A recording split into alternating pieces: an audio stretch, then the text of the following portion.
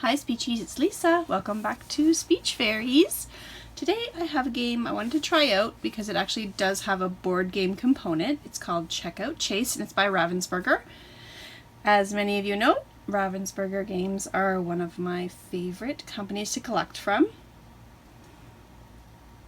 This one is from 2010. I did get it at like a budget kind of pop-up Toys R Us that was in a mall, I think. Probably back in around 2010. But I think it's really cute because it's a shopping game, nice functional vocabulary, and I believe it was $10. So this whole collection is $10. I have more like this. So it says, be the first to collect your list. We're going to do some shopping today. Everyone has a list and they need to kind of go around the board and try to find things that they need. So it does say ages 3 and up, 1 to 4 players, 10 to 15 minutes of play. I'm going to open it up. There's something I want to test with it so that I could see if it's usable during our COVID time, but because I was looking for something for a board that had a board that I could test. Let's see if it's the size that I need or not. So here is half of the board. I didn't remember that it came in 2 halves, but that's okay. It kind of looks like the size that I'm looking for to test my new item. So I'm going to put that one down here.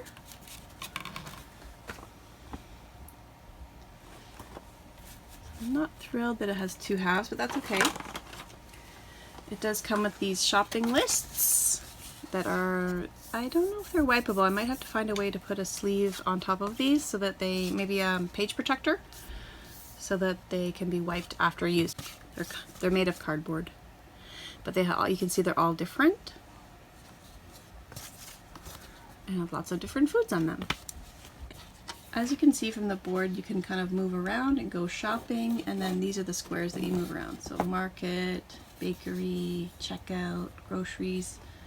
So I think checkout would probably be the end, and where this guy with his empty cart is the beginning. And I believe you can go either way, either direction. So we have the little movers. Again, not sure how I'm going to make those safe and washable. That's the tricky part right now. Just trying to make them safe and washable. And then it comes with all the little items that we're going to be shopping for as well. So I'm not sure if I would even use that, or I could pull these out of a bag one by one. And then who has the lettuce, and then that person has to check it off their list on like a using a wipe off marker. It does come with a dice. So this is the item I wanted to test. It's a dry erase board, but it's clear. So what I've been seeing people doing is using picture frames and that kind of thing to put over their board games. But I thought this one was good from the dollar store to see if it would be, it's heavy, it's very, very heavy and thick. And I thought if I put that over top of the game, then nobody's touching the cardboard pieces of the game and it can be wiped. So let's open it up and see what it's like. So here it is. It's hard to tell. It's by this company called Quartet. So we're going to move these little guys and place this on top. Oh yes. Let's see if I can get a close-up of that. So it's not a perfect size, but we can make it work, I think. So this way you can still move around the board. Maybe I will use like more of a washable, kind of like Girls and Boys from like Fisher-Price Little People or something.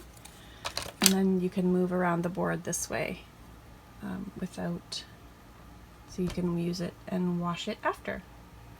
So that is a great little kind of frame idea. It's a dry erase board from the Dollarama, and it makes a good cover for any game boards that you're using in sessions. And you want to make sure you can wipe it down after use. So here's a page protector. And these I probably want to cut down to size because obviously it's way too big to use, or just fold them in half or something like that and cut off that little bit of excess. So now I can use this game and use a whiteboard marker to check off the items that I find, or we find together. So I picked a blue one. This is just a washable regular Crayola marker. I couldn't find a whiteboard marker quickly. So you can see how you can just kind of check them off as you find them, as you find all your food items, and when you're done you can just wipe it off. So that makes it quick and easy and reusable, and then no one is touching your cardboard pieces during this time. So that's great. Next step is to figure out what to do with these little pieces. Again, I'm thinking I'm washing my hands before I'm pulling them out, or they can point to the one that they want me to flip over, and then I'm flipping it over and saying, yogurt, do you have yogurt? So I think they'd probably be okay with that if that's how we set up the game, as a kind of checking off game. And then I get some early emergent writing skills as well, doing an X or doing a line or just a scribble in that little square. So I often am challenged to try to find writing activities in session, so this could kind of also transform into a writing activity. So I'm not going to play it because I'm guessing that you have figured out how to play this game already. Move around the board with my Fisher-Price little people and check things off your list as we find them. I just wanted to show you those little adaptations, or I wanted to test out my new game cover, so I'm very happy with that. I'm feeling like I'm going to be putting page protectors in all my games so that from now on they're protected. We hope you have fun and stay safe. Please hit like, hit subscribe if you haven't already. If you want to leave us a comment, you can do so over on Instagram at Speech Fairies, all one word. Tell us how we're doing, or if you have any special requests.